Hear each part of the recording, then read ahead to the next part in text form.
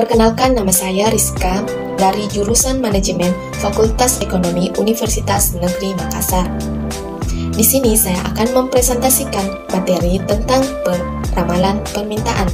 Nah, teman-teman, pada penasaran kan apa sih sebenarnya itu peramalan permintaan? Untuk itu, tonton terus video ini sampai habis ya, supaya teman-teman semua tidak ketinggalan informasi. Peramalan adalah proses untuk memperkirakan berapa kebutuhan di masa yang akan datang, meliputi kebutuhan dalam ukuran kuantitas, kualitas, waktu, dan lokasi yang dibutuhkan dalam rangka memenuhi kebutuhan permintaan barang atau jasa. Salah satu jenis peramalan adalah peramalan permintaan. Peramalan permintaan atau forecasting demand merupakan tingkat permintaan produk-produk yang diharapkan agar terrealisasi untuk jangka panjang dalam waktu tertentu pada masa yang akan datang. Menurut Gephardt, di dalam manajemen permintaan ada dua jenisnya, yaitu yang pertama, permintaan bebas atau independent demand.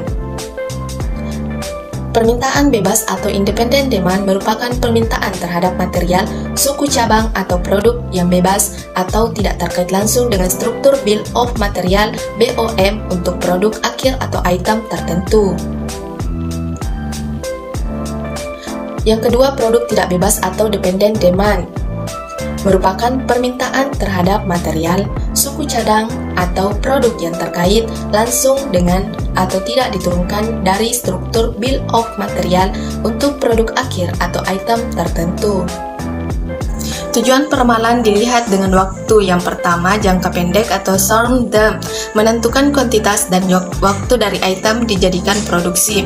Biasanya bersifat harian atau mingguan dan ditentukan oleh law manajemen. Yang kedua, jangka menengah atau medium term, menentukan kuantitas dan waktu dari kapasitas produksi. Biasanya bersifat bulanan atau kuartal dan ditentukan oleh middle management. Yang ketiga, jangka panjang atau long term, merencanakan kuantitas dan waktu dari fasilitas produksi. Biasanya bersifat tahunan, 5 tahun, 10 tahun, ataupun 20 tahun dan ditentukan oleh top management. Menurut Taylor 2004, dalam hubungannya dengan horizon, waktu peramalan terbagi menjadi beberapa kategori.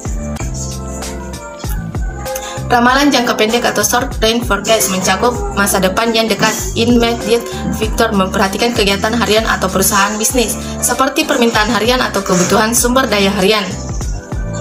Ramalan jangka menengah medium range forecast mencakup jangka waktu 1 atau 2 bulan sampai 1 tahun. Ramalan jangka waktu ini umumnya lebih berkaitan dengan rencana produksi tahunan dan akan mencerminkan hal-hal seperti puncak dan lembah dalam suatu permintaan dan kebutuhan untuk menjamin adanya tambahan untuk sumber daya untuk tahun berikutnya.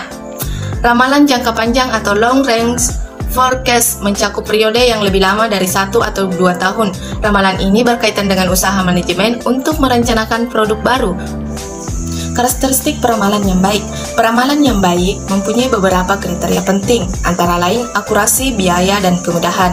Penjelasan dari kriteria-kriteria tersebut adalah sebagai berikut. Yang pertama yaitu akurasi. Akurasi dari suatu hasil peramalan diukur dengan hasil kebiasaan dan kekonsistenan peramalan tersebut. Hasil peramalan dikatakan bias bila peramalan tersebut bila terlalu tinggi atau terlalu rendah dibandingkan dengan kenyataan yang sebenarnya terjadi. Hasil peramalan dikatakan konsisten bila besarnya kesalahan peramalan relatif kecil. Peramalan yang terlalu rendah akan mengakibatkan kekurangan persediaan, sehingga permintaan konsumen tidak dapat dipenuhi. Segera akibatnya perusahaan dimungkinkan kehilangan pelanggan dan kehilangan keuntungan penjualan. Peramalan yang terlalu tinggi akan mengakibatkan terjadinya penumpukan persediaan, sehingga banyak modal yang terserap dengan sia-sia. Ketepatan akurasi peramalan sangat berperan penting dalam menyeimbangkan persediaan yang ideal.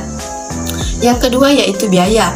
Biaya yang diperkenankan dalam pembuatan suatu peramalan adalah tergantung dari jumlah item yang diramalkan, lamanya periode peramalan, dan metode peramalan yang dipakai. Ketiga faktor pemilihan metode yang harus disesuaikan dengan dana yang tersedia agar bisa memilih metode yang tepat dalam melakukan peramalan sesuai dengan kebutuhan dan biaya yang ada. Yang ketiga yaitu kemudahan. Penggunaan metode peramalan yang sederhana, mudah dibuat, dan mudah diaplikasikan akan memberikan keuntungan bagi perusahaan. adalah percuma ketika memakai metode yang canggih tetapi tidak dapat diaplikasikan pada sistem perusahaan karena keterbatasan dana sumber daya manusia maupun peralatan teknologi. Beberapa sifat hasil peramalan. Dalam membuat peramalan atau menerapkan suatu peramalan, maka ada beberapa hal yang harus dipertimbangkan, yaitu ramalan pasti mengandung kesalahan. Artinya, peramal hanya bisa mengurangi ketidakpastian yang akan terjadi, tetapi tidak dapat menghilangkan ketidakpastian tersebut. Peramalan seharusnya memberikan informasi tentang beberapa ukuran kesalahan. Artinya, karena peramalan pasti mengandung kesalahan, maka adalah penting bagi peramal untuk menginformasikan berapa besar kesalahan yang mungkin terjadi. Peramalan jangka pendek yang lebih akurat dibandingkan peramalan jangka panjang. Hal ini disebabkan karena pada peramalan jangka pendek, faktor-faktor yang mempengaruhi permintaan relatif konstan, sedangkan masih panjang periode peramalan, maka semakin besar pula kemungkinan terjadinya perubahan faktor-faktor yang mempengaruhi permintaan. Jenis peramalan. Menurut Render dan Hazard 2004, pada jenis peramalan dapat dibedakan menjadi beberapa tipe. Dilihat dari perencanaan operasi di masa depan, maka peramalan dibagi menjadi 3 macam, yaitu yang pertama, peramalan ekonomi atau economic forecast, menjelaskan siklus bisnis dengan memprediksi tingkat inflasi, ketersediaan uang, dana yang dibutuhkan untuk membangun perumahan, dan indikator perencanaan lainnya. Yang kedua, peramalan teknologi atau technological forecast, memperhatikan tingkat kemajuan teknologi yang dapat meluncurkan produk baru yang menarik, yang membutuhkan pabrik dan peralatan baru. Yang ketiga yaitu peramalan permintaan atau demand forecast, adalah proyeksi permintaan untuk produk atau layanan suatu perusahaan. Untuk melakukan peramalan diperlukan metode tertentu dan metode mana yang digunakan tergantung dari data dan informasi yang akan diramal, serta yang hendak dicapai. Dalam prakteknya terdapat berbagai metode peramalan antara lain. Yang pertama, metode peramalan kuantitatif, di mana metode ini terbagi menjadi 2 jenis, yaitu model seri waktu atau metode deret berkala, time series. Metode yang dipergunakan untuk menganalisis serangkaian data yang merupakan fungsi dari waktu. Yang kedua, model atau metode causal explanatory. Model mengasumsikan variabel yang diramalkan menunjukkan adanya hubungan sebab akibat dengan satu atau beberapa variabel bebas, independent variable. Yang kedua, metode kualitatif. Metode kualitatif umumnya adalah bersifat subjektif yang dipengaruhi oleh intuisi, emosi, pendidikan, dan pengalaman seseorang. Oleh karena itu, hasil peramalan dari satu orang dengan orang lain dapat berbeda. Metode peramalan permintaan secara kualitatif berhubungan dengan data-data kualitatif, misalnya tentang selera konsumen terhadap suatu produk atau survei terhadap loyalitas konsumen, dan lain-lain. Forecasting kualitatif ini dapat dikelompokkan ke dalam beberapa metode teknik seperti yang dijelaskan berikut ini. Yang pertama, teknik survei atau riset pasar. Teknik survei ini merupakan suatu alat meramalkan yang cukup penting, khususnya untuk memprediksi kejadian-kejadian, kecenderungan dalam jangka waktu mendatang ini. Survei biasanya menggunakan alat interview atau daftar pertanyaan yang akan ditujukan kepada responden yang terpilih dan yang dituju, sesuai kelompok yang memang diperkirakan menjadi sasaran pasar yang dituju oleh perusahaan. Yang kedua, teknik jajak pendapat. Teknik jajak pendapat sering digunakan untuk melengkapi data dari survei. Jajak pendapat dari para pakar, para eksekutif, dari masyarakat umum, atau dari konsumen. Jajak pendapat ini lebih bersifat pandangan atau pendapat pribadi dari respondennya. Sebaliknya, teknik survei lebih bersifat objektif. Sebelum peluncuran produk baru, biasanya diadakan pretest dan jajak pendapat terhadap responden yang menjadi sampel.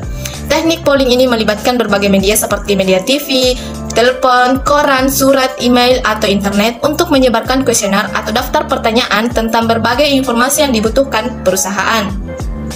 Yang ketiga, metode Delphi. Pada metode ini, sekelompok pakar mengisi kuesioner, moderator menyimpulkan hasil dan memformulasikan menjadi satu kuesioner baru yang diisi kembali oleh kelompok tersebut. Demikian seterusnya. Hal ini merupakan proses pembelajaran atau learning process dari kelompok tanpa adanya tekanan atau intimidasi individu. Yang keempat yaitu analogi historis atau historical analogi, merupakan teknik perencanaan berdasarkan pola data masa lalu dari produk-produk yang dapat disamakan secara analogi. Misalnya perencanaan untuk pengembangan pasar televisi multisistem menggunakan model permintaan televisi hitam putih atau televisi berwarna biasa. Analogi historis cenderung akan menjadi yang terbaik untuk penggantian produk di pasar dan apabila terdapat hubungan substitusi langsung dari produk dalam pasar itu. Yang kelima, dugaan manajemen atau manajemen estimate atau panel konsensus, di mana perencanaan semata-mata berdasarkan pertimbangan manajemen umumnya oleh manajemen senior. Metode ini akan cocok dalam situasi yang sangat sensitif terhadap intuisi dari suatu atau sekelompok kecil orang yang karena pengalamannya mampu memberikan opini yang kritis dan relevan. Teknik akan dipergunakan dalam situasi di mana tidak ada alternatif lain yang bisa diterapkan. Bagaimanapun, metode ini mempunyai banyak keterbatasan sehingga perlu dikombinasikan dengan metode perencanaan yang lain. Adapun kesimpulan yang dapat saya sampaikan yaitu, peramalan adalah suatu proses untuk memperkirakan berapa kebutuhan di masa yang akan datang yang meliputi kebutuhan dalam ukuran kuantitas, kualitas, waktu, dan lokasi yang dibutuhkan dalam rangka memenuhi permintaan barang atau jasa. Salah satu jenis peramalan adalah peramalan permintaan. Peramalan permintaan atau forecasting merupakan tingkat permintaan produk-produk yang diharapkan akan terrealisasi untuk jangka waktu tertentu pada masa yang akan datang. Meramalkan permintaan dari pasar yang dimasuki oleh perusahaan adalah suatu pekerjaan yang perlu dilakukan oleh setiap manajer perusahaan dalam rangka memprediksi berapa besar peluang pasar yang tersedia di masa yang akan datang. Ada beberapa teknik dalam peramalan permintaan. Ada secara kualitatif seperti teknik survei, teknik jajak pendapat, metode Delphi, analogi historis, dan dugaan manajemen. Selain itu, ada juga teknik peramalan secara kuantitatif seperti teknik time series, casual, dan lain-lain. Dalam melakukan peramalan perlu memperhatikan beberapa hal, diantaranya peramalan pasti mengandung yang namanya kesalahan dan peramalan jangka pendek. Pada umumnya lebih akurat daripada jangka panjang. Adapun yang harus diperhatikan dalam peramalan yaitu akurasi, biaya, dan kemudahan.